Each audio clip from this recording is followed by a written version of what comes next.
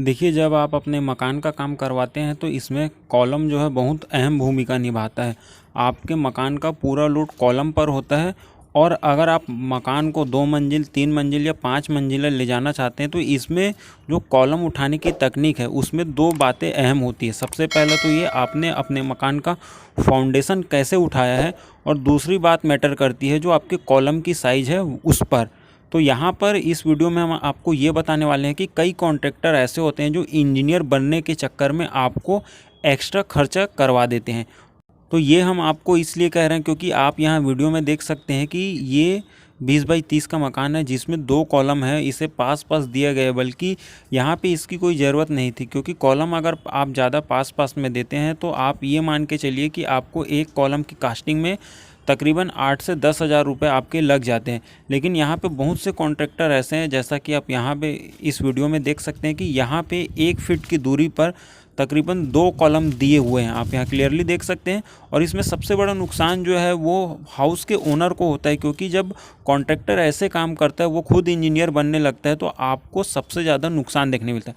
अब देखिए, इसमें एक बात ये निकल कर आती है कि अगर आपके यहाँ कॉन्ट्रैक्टर ऐसे काम करता है तो इसमें आपको नुकसान क्या होता है। और इसमें एक बात जो समझने वाली है वो ये कि अगर आप चाहते हैं कि आपका मकान मजबूती के साथ बने और आप भविष्य में अगर उसे 2 मंजिल 3 मंजिल लेकर जाएं, तो इसमें आपको कौन सी 2 बातें हैं जिसका ध्यान रखना होता है। देखिए, सबसे पहली बात तो ये, अगर आप अपने मकान की प्लानिंग ये करते हैं कि आप उसे भविष्य में 2 मंजिल या 3 मंजिल तक बनाना चाहते हैं, तो इसमें जो पहला पॉइंट आता है वो है फाउंडेशन का।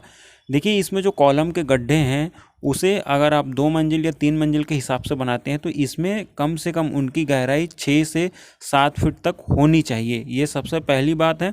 और दूसरी बात करती है मैटर जो आता है वो है कॉलम की साइज़ की।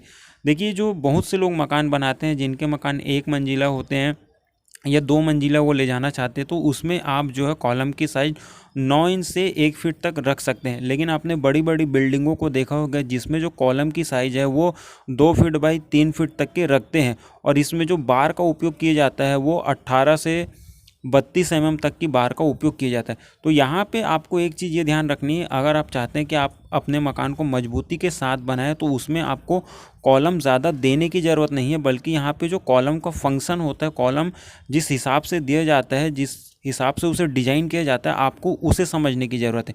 क्योंकि कई कॉन्ट्रैक्टर ऐसे होते हैं वो अपने आप को इंजीनियर समझने लगते हैं और आपके मकान में एक्स्ट्रा कॉलम देकर वो आपके ऊपर खर्चा ही बढ़ाते हैं। तो आपको एक बात यहाँ पे ध्यान रखनी है।